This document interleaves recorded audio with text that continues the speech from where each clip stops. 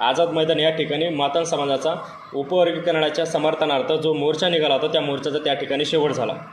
त्या ठिकाणी भाषण करत असताना काही प्रवक्ते त्या ठिकाणी बोलताना एक प्रवक्ता असा म्हटला, त्याची नाव घेण्याची मला अजिबात इच्छा नाही आहे, तो बोलताना असा म्हटला की हे कुणीच बोलत नाही, हे फक्त मी एकटा बोलतो की हा महाराष्ट्र फुले शाहू आंबेडकरांचा नाही। तर तुम्ही एकटे बोलत असाल तर 100% तुम्ही मानसिक रोगी आहात। त्याचा इलाज काय आहे मी तुम्हाला सांगतो।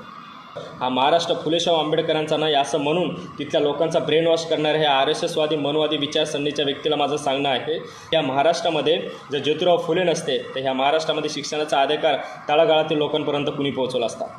जर छत्रपती शाहू महाराज नसते तर ह्या सामाजिक न्यायाची व्यापकता ह्या महाराष्ट्रामध्ये कुणी पसरवली असते। जर डॉक्टर बाबासाहेब आंबेडकर नसते तर या देशातील प्रत्येक नागरिकाला समान अधिकार आणि या देशाचं संविधान लिहिण्याचं काम कुणी केलं असतं।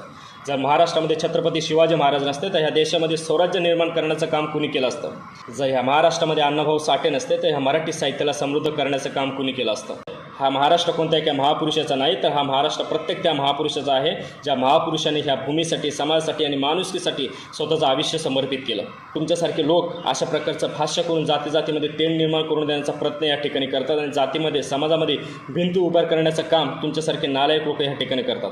म्हणून हा जो व्हिडिओ तुमच्यापर्यंत जर पोहोचला असेल तरी तुम्हाला जर समज येत नसेल तर तुम्हाला एक माझं सांगणं आहे, छत्रपती शिवाजी महाराजांची पुस्तकं वाचा, डॉक्टर बाबासाहेब आंबेडकर यांची पुस्तकं वाचा, महात्मा ज्योतिबा फुले यांची पुस्तकं वाचा, छत्रपती शाहू महाराजांची पुस्तके वाचा, मग तुम्हाला कळेल की हा महाराष्ट्र कोणाचा आहे। जय भीम।